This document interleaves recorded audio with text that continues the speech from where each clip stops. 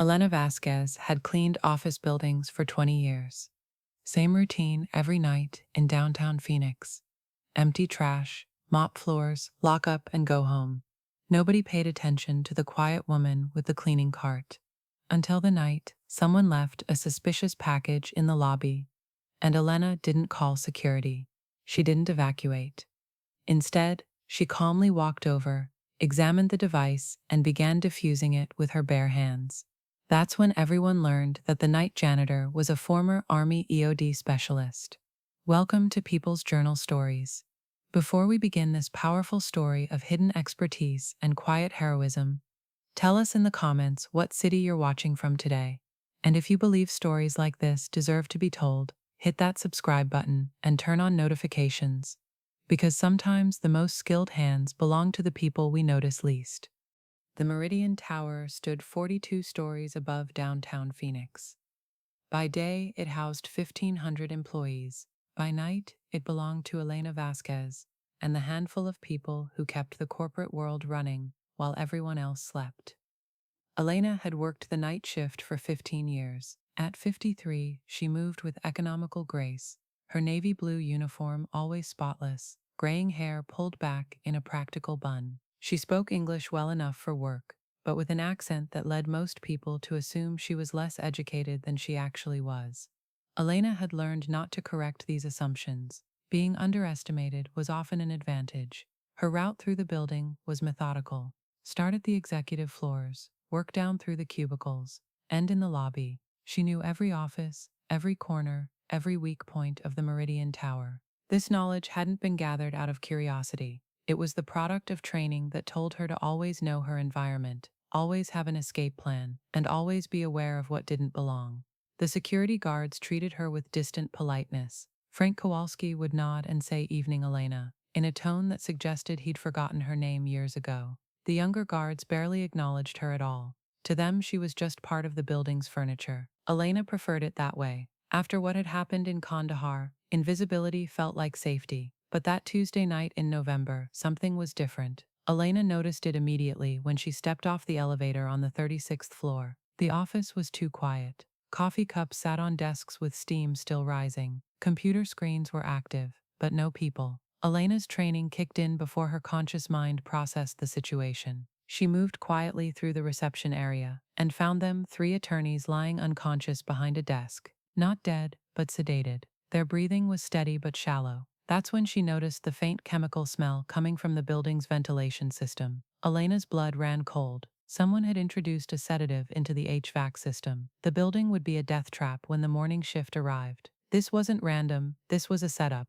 Elena moved to the elevator and descended to the lobby. What she found there confirmed her worst fears. The lobby's marble floors reflected emergency lighting. Normal fluorescents had been turned off, leaving only red exit signs and dim security lights. But what sat in the center of the reception area made Elena's blood freeze. A black duffel bag with wires extending from one end. Elena had seen hundreds of improvised explosive devices during her 4 tours overseas. She could identify configurations by sight, estimate blast radius, determine trigger mechanisms. This one was designed to bring down the building. She approached slowly, her cleaning uniform feeling like a costume now that her real identity had awakened. The device was sophisticated: military-grade explosives, professional wiring, multiple redundant triggers, timer mechanism showing 47 minutes and counting down, remote detonation capability, and a seismic sensor that would detonate the bomb if anyone tried to move it. 47 minutes. The day shift would begin arriving at 6 a.m. The lobby would be full of people. Elena's phone had no signal, cell towers were jammed, landlines would be cut. She was completely isolated with a bomb designed to kill hundreds and collapse a 42-story building. For a moment, the magnitude overwhelmed her. She was a cleaning lady now.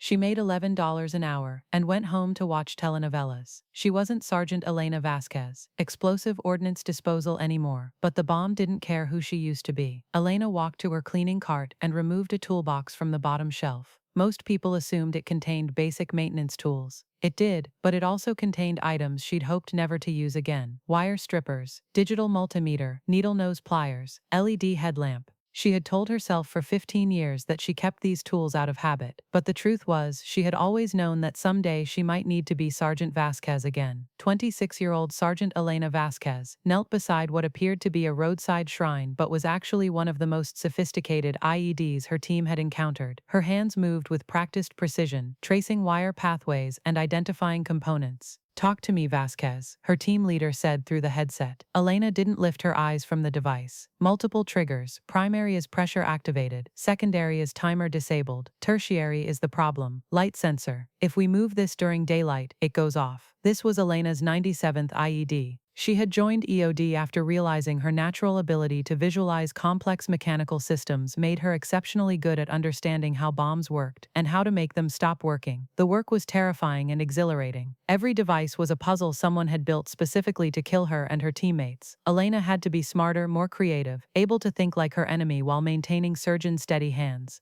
She was one of only 12 female EOD specialists in theater, and the only one who had never lost a teammate to a device she was working on. But Elena was superstitious enough to know that legends could end with a single mistake. What she found in that shrine changed everything. The components weren't insurgent-made. They were American military ordnance. Someone on the American side was building bombs to use against American troops. The intelligence Elena gathered from that device led to preventing dozens of attacks and exposing a corruption ring. But it was also the beginning of the end of her military career. Elena's last mission involved nuclear materials missing from a Pakistani facility. Her job was to verify the materials weren't being used for radiological weapons. The mission took her to places that didn't officially exist, handling devices designed not just to kill people but render city blocks uninhabitable for decades. When complete, Elena was offered two choices: continue working classified operations with security monitoring for life, or accept discharge and disappear into civilian life where her background couldn't be traced. Elena chose invisibility. Elena stared at the bomb, her mind cataloging similarities to devices from Iraq and Afghanistan. Different wiring, same logic. Commercial explosives instead of military, but equally deadly. Timer 38 minutes. Elena put on her LED headlamp and opened her EOD toolkit. Working alone in an office building at 2:30 a.m. was different from combat zones. No team, no communication, no medical evacuation if something went wrong. She forced herself to work methodically. In EOD training, instructors drilled that haste killed more bomb techs than faulty equipment. First priority: disable the seismic trigger. Elena used her fiber optic camera to locate the motion sensor, then carefully shorted the circuit. One touch with her multimeter confirmed the sensor was inactive. Second priority: disable remote detonation. Elena traced the antenna wire to a small receiver and cut the power supply connection. Timer 26 minutes. Third priority: the timer circuit. Elena found the problem immediately: a dead man's switch. If the timer was interrupted, a backup circuit would trigger explosion after 60 seconds. She had to disable both circuits simultaneously, cutting 4 wires in precise sequence within 15 seconds. Elena positioned her tools and rehearsed the sequence. Cut red wire, wait 3 seconds. Cut blue and yellow simultaneously, wait 2 seconds. Cut green wire. Timer 22 minutes. That's when she heard the elevator. Someone was coming. Either security had discovered the unconscious lawyers, or the bomb maker was returning. Elena's time had run out. She could hide and let the bomb explode in 22 minutes, or continue working and hope whoever was coming would listen to reason. Elena cut the red wire. The elevator doors opened as Elena reached for blue and yellow wires. Footsteps crossed the marble, then a voice. Male. Authority. Surprise. "Ma'am, step away from that device immediately." Elena didn't look up. She had 12 seconds left and 3 wires to cut. "I'm disarming it. Don't come any closer." "Police, step away now." 8 seconds. Elena cut blue and yellow wires simultaneously, watching backup circuit indicators go dark. 5 seconds. She reached for the green wire as footsteps approached rapidly. 2 seconds. Elena cut the final wire, and the timer display went dark. "Don't move. Hands where I can see them." Elena set down her wire strippers and raised her hands. The bomb was safe, but her invisible life was over. When Elena turned around, she saw 3 Phoenix PD officers and 2 federal agents. One agent spoke into his radio. "Device appears neutralized. Send in bomb squad for confirmation." The lead officer stared at Elena with complete confusion. "Ma'am, are you injured? Do you understand what you just did?" Elena looked at the armed men surrounding her, then at the disarmed bomb, then at her cleaning cart with its hidden tools. "Yes, officer, I defused the bomb." Agent Sarah Chen took Elena's statement 3 hours later. The investigation revealed that the bomber was part of a domestic terrorism cell planning to target multiple federal buildings. Elena's actions had saved approximately 1,500 lives. "We have a proposition," Agent Chen said, sliding documents across the table. "The military needs experienced EOD specialists for civilian counter-terrorism operations. Your skills are exactly what we need." Elena looked out the window at the Phoenix skyline. The Meridian Meridian Tower was visible, its glass facade reflecting morning sun. Can I think about it? Take all the time you need. Master Sergeant Elena Vasquez reported for duty at Luke Air Force Base, her job training local law enforcement in bomb recognition and response. She kept her apartment and still cleaned the Meridian Tower 2 nights a week, because the best way to stay invisible was to hide in plain sight. Sometimes the most dangerous skills belong to the quietest people, and sometimes a cleaning cart is the perfect place to hide tools that save lives. Elena's story reminds us that heroes often work in shadows, carrying skills and burdens we never see. This fictional tale honors real EOD specialists, one of the military's most dangerous specialties, and veterans who transition to civilian life carrying knowledge most of us can't imagine. Tell us in the comments, what city are you watching from? Have you ever met someone whose quiet exterior hid extraordinary capabilities? Subscribe to People's Journal Stories for more narratives about hidden heroes and the people who protect us in ways we never realize. These stories matter because they remind us that courage often comes without recognition. The next time you see someone in a service job, remember that you might be looking at someone whose story would amaze you.